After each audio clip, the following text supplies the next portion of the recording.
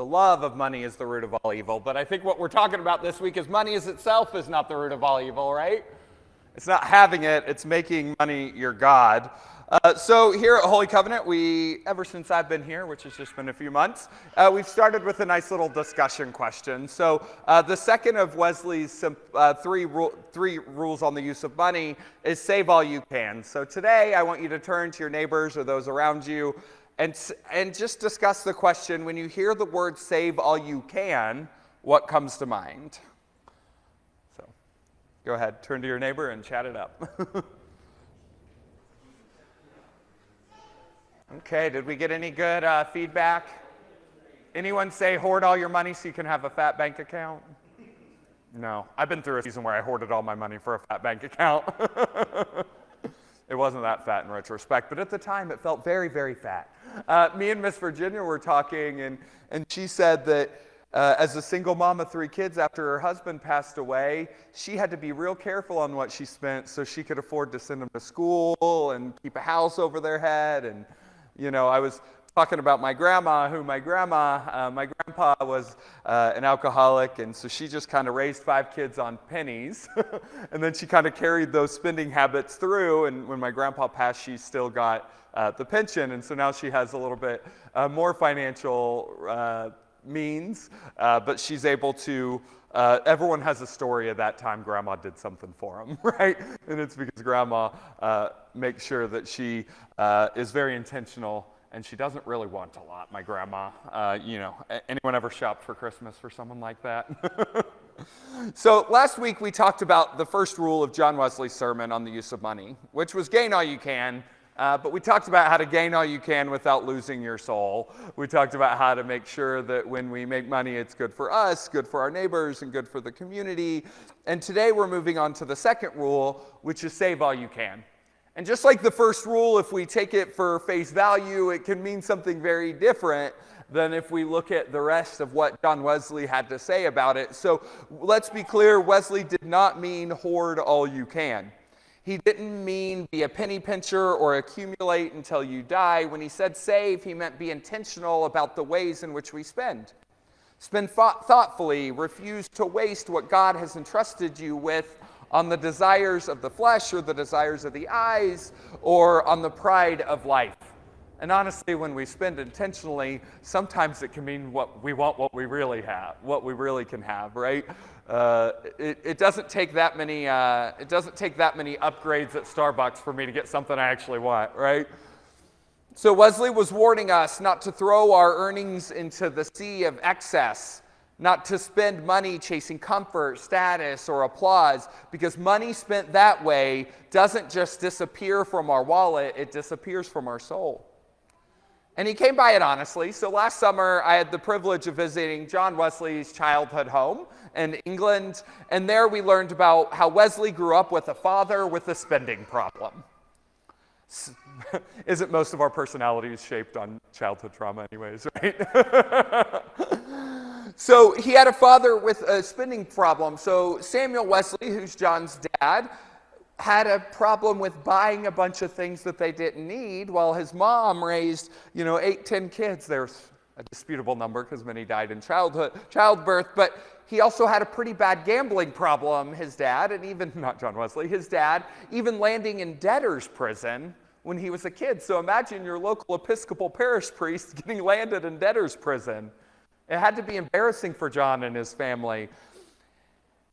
He even one time spent a year's worth of wages in putting wallpaper up in the parsonage. Wallpaper, 1700s, real expensive.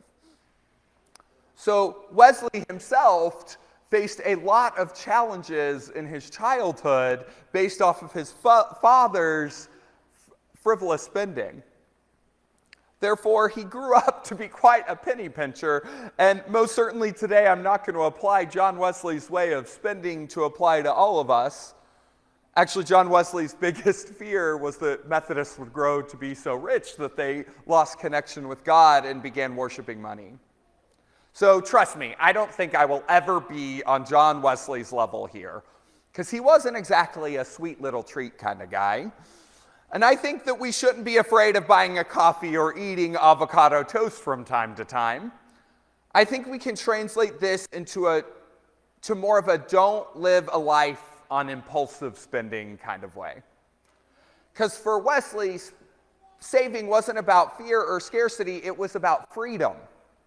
It was about ordering our lives in a way so that what we can earn can be directed towards what really matters most and not be trapped by debt that caused his family so much pain in his childhood.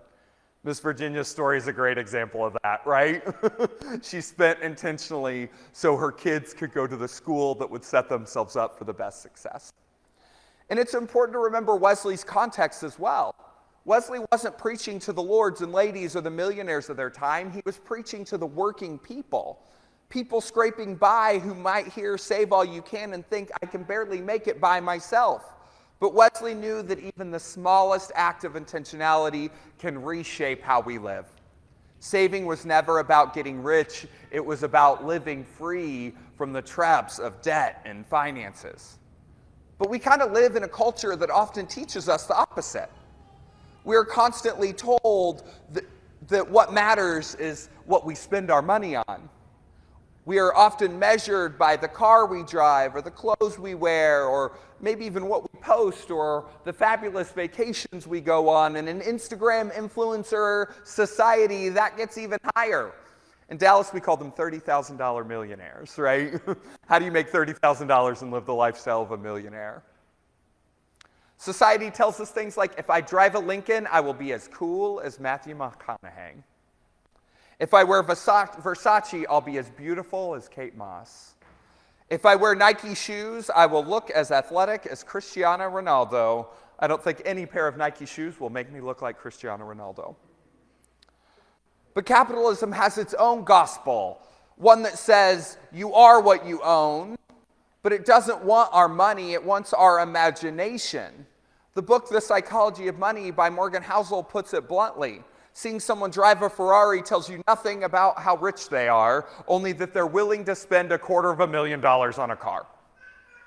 He even says spending money to show people how much money you have is the fastest way to have less money.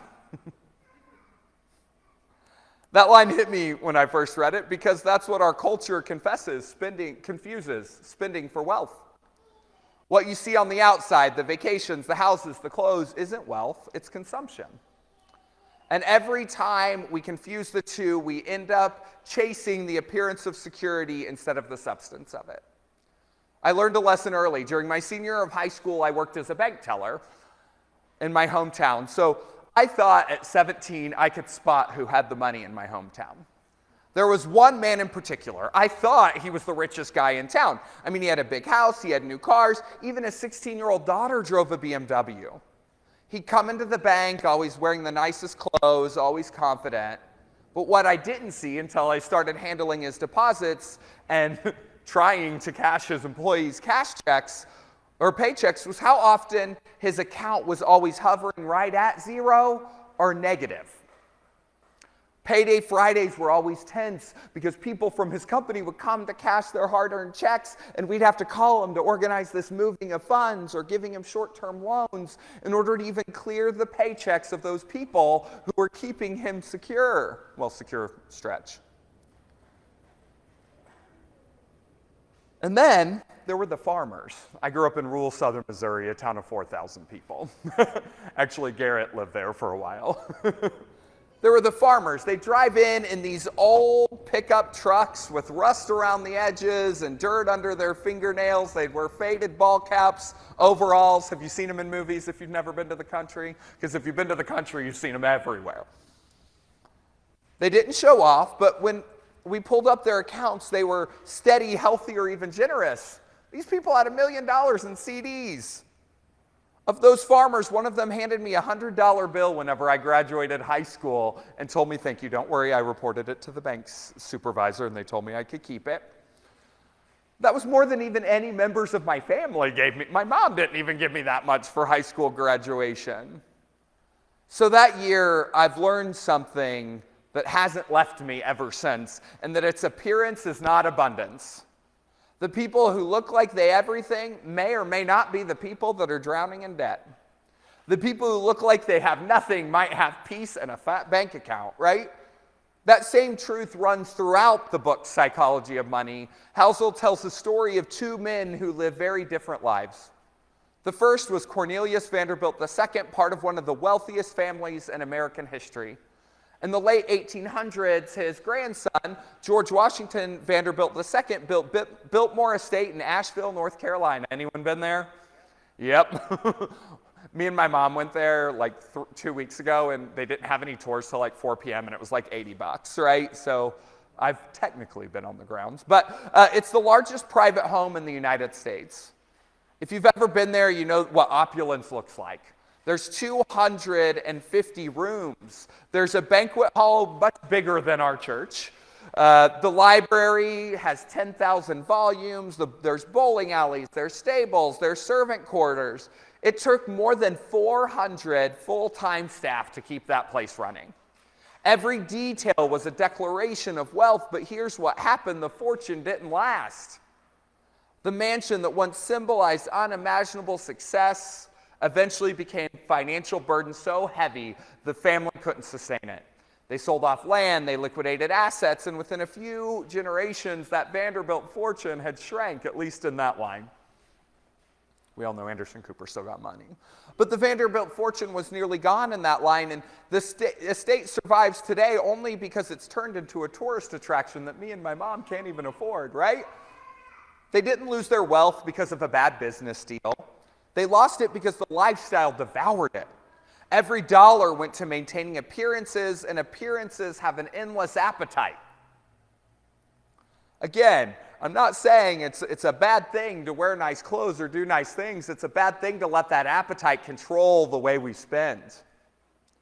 Now let's compare it to another guy who's also a billionaire, right? His name's Chuck Feeney, and he was the co-founder of Duty Free Shoppers. Anyone been to the airport? You can buy that tax-free booze or watches, depending on where you're at in life. So he co-founded Duty Free Shoppers and amassed a multi-billion-dollar fortune, but he lived in this small apartment. He wore this $15 watch, and he flew economy. He walked around with a plastic grocery bag instead of a briefcase. Most certainly not advocating for that, but his goal was to give everything away while he was still alive. Through his foundation, he secretly gave over $8 billion funding healthcare, peace efforts, public universities, global poverty initiatives. In 2020, at age 99, he became essentially bankrupt, or 89, he became essentially bankrupt, had $0. Exactly what he intended. He said he wanted the satisfaction of seeing the good that his money could do. The satisfaction of seeing the good that his money can do. While the Vanderbilts built a mansion that took 400 people to maintain, Chuck Feeney built a life that needed no maintenance at all. One family's fortune was measured by square footage. His was measured by generosity. And only one of these legacies are we celebrating in this room today. Housel writes that real wealth is what you don't see. It's the money you don't spend. It's the freedom that margin brings. I remember in 2020, you know how we all had different 2020 personalities? Mine was like overdrive. I went into overdrive. I ran marathons. I went like keto and got healthy. And another thing I did is I had recently gotten a pay raise. So I'd gone from working, making barely enough money to get by. One time my paycheck was a day late and I had to borrow $100 from a friend to have gas to go to work that day. And then eventually, I'd started rebuilding my life from a place that was really low, and my salary doubled twice in 2 years. But I kept that apartment, I kept that lifestyle, and eventually I was able to not only be generous, but buy a house, which was more stability and security. I think a lot about the richest man in the world, Elon Musk, right? Him and the most powerful man in the world, Donald Trump, stay up in the middle of the night and tweet battles. Money and power don't buy us happiness. Stability buys us happiness. Freedom from financial strains buys us happiness, and none of that was in my notes. But in the same way that Wesley commands us to save all you can isn't about storing up treasure on earth. It's about refusing to throw away that treasure on vanity. It's about creating space where grace can breathe. Saving isn't a sign of fear, it's a sign of trust. It's saying, I don't have to prove my worth through what I buy. I already know where my worth comes from. Paul's words in 1 Timothy come to mind. Godliness with contentment is great gain. Contentment doesn't mean settling for less. It means being settled in love. And then when you buy that fabulous thing, that cute little thing, it can just be fabulous. It doesn't have to identify your worth. Saving means knowing that enough is not a number, it's a decision. When we spend with intention, we stop letting advertisers or trends or envy make our choices for us. When we save, we reclaim our agency over our own identity. We tell our money what to do instead of letting it tell us what we want. And that changes everything, not just for our wellness, but for our very souls. Because when you live within your means, you sleep better at night. When you don't need to impress anyone, you breathe a whole lot easier. And when you stop spending to keep up with others, you finally have room to care for others. And that's what Wesley meant when he said saving is a spiritual practice. It's not about restriction, it's about reorientation. In a society that's full of gluttons for material things, it's how we fast to keep God first. It's the holy art of saying no to what doesn't matter so you can say a deeper yes to what truly does. Saving all you can or spending intentionally is one of the most powerful countercultural things that Christians can do. The world tells us to spend to prove that we belong. The gospel tells us that we already belong. And that's why we can spend differently. Saving is a quiet protest against a culture that wants to sell us everything but peace. It's how we resist the lie that having more will make us more. It's how we choose meaning over image. When you and I live simply and intentionally, we're not just being practical, we're living out the gospel. Our lives declare that worth doesn't come from possessions, but from belovedness. And that kind of witness changes people. When a church lives like that, when budget's reflected by its values, when it refuses to waste on resources on vanity, when it practices margin, that church becomes trustworthy. It becomes generous, and it becomes free. Now, how do we live that out today? We don't need to be like Chuck Feeney carrying our laptop around in a Walmart bag, and I think if I gave you that advice, no one would take it anyways. But there are some pretty practical ways in which we can grow to be more intentional about our spending and freeing ourselves from the trap that is modern consumption. If we were to distill Wesley's teaching into a few modern practices, it might look a little bit like this. The first one is simple. It's just start paying attention. Before we spend, ask, why am I buying this? Is it for function or applause? The way I do that is if I'm spending more than $100 on something, I think about it overnight, right? Because trust me, I like cute things. I hope I look fabulous, right? But if I'm going to spend over $100 on an item, I sleep on it. That doesn't mean I don't buy anything over $100, right? It just means I don't impulsively spend over $100. Another way that we can apply Wesley's path to our own lives today is by simply building margin. That doesn't mean amassing huge savings. And most certainly we need to prepare ourselves for retirement, right? So we can have security and freedom once we're not working anymore. It means giving yourself room to breathe. Enough cushion that generosity and emergencies don't undo you. My mom was a real estate agent for about 28 years, and she always joked that she was a really bad real estate agent. So people would come with their list of things for their $500,000 house and their $300,000 budget, right? Anyone seen House Hunters? The butterfly catcher and the tap dancing artist looking for a $2 million home. But anyways, so they would come with this $500,000 list of things for a $200,000 or $300,000 budget. And where most real estate agents would say, go back to your bank and get the $500,000 budget, she would say that $300,000 budget actually might not allow your family to go on vacation, right? Building in margin with our biggest purchases is very important for our freedom. And now, she was a good real estate agent because they'd come back to her for her second house because she gave them good advice, right? But building in margin is one of the best ways to create some freedom in our lives.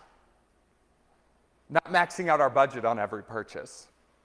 And the third way that we can apply Wesley's sermon to our lives today is by simply practicing contentment. Each time you choose that you have enough, you are unlearning the world's favorite lie that more is always the goal. Because the truth is, enough is always better than excess. Enough brings peace, enough brings gratitude, and enough gives you the space to give. Holy Covenant Save All You Can isn't about hoarding pennies, it's about stewarding purpose. The Vanderbilts show us what happens when wealth is consumed by appearance. Chuck Feeney shows us what happens when simplicity becomes strength. My bank teller days remind me that people who look poor were often the ones who had the highest level of peace. The question for us isn't how much do I have? The question is, what am I doing with what I already have? Because our spending, our saving, and our giving are all sermons we preach out with our daily lives. Next week, we'll finish Wesley's trio with Give All You Can. But before we can give generously, we have to live wisely. We have to stop throwing our treasure away on things that rust and fade so that we can invest in things that can last forever. Thanks.